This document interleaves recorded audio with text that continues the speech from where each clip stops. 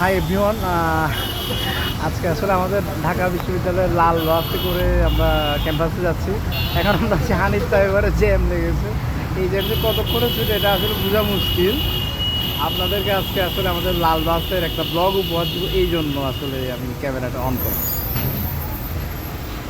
Right now আমরা আছি হচ্ছে ওয়ারিতে, যে হানিফ সাহেবের। আমি যদি জানালার বাইরে যদি দেখাই, এই পুরাটা কিন্তু জ্যাম। হ্যাঁ, পুরাটা জ্যাম লেগে রয়েছে, এই পাশে পুরোটাই জ্যাম। কতক্ষণে আসলে জ্যামটা ছুটে এটা আসলে আসলে বোঝা আসলেই মুশকিল। দেখা যাক কতক্ষণে জ্যামটা ছুটে। এই যে লাল বাসের ভিতরে সিটের এই অবস্থা, এই হলো অবস্থা। এটা সম্ভবত লেলেন বাস। এই যে আমি, বড় ভাই, ছোট ভাই, সবাই মিলে আসলে ক্যাম্পাসে যাচ্ছি।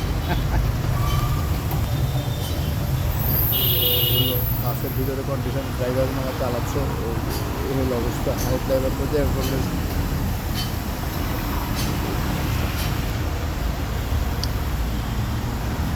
এই হলো অবস্থা। একটা সুবিধা আছে আমাদের লাল বাসে, ফ্যানগুলো আছে, এই গরম থেকে কিছুটা হলেও বাঁচা যায় আর কি। বাদ বাকি সব লোকাল বাসের মতনই, আসলে তেমন কোনো পার্থক্য নেই। এই যে পিছনেও জ্যাম, এইসব আমি যদি সামনে দেখাই, সামনেও কিন্তু জ্যাম। এই হলো হানি ফ্লাইওভারের কন্ডিশন, রাইট নাও কন্ডিশন। আমি অলমোস্ট 20 মিনিট দাঁড়িয়েছিলাম, তারপরে ক্যাম্পাসে বাস পেয়েছি।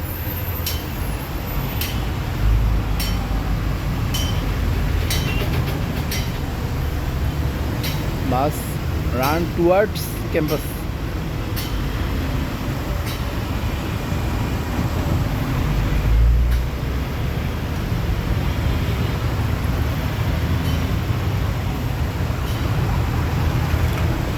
Yes, it is Ashok Leyland bus.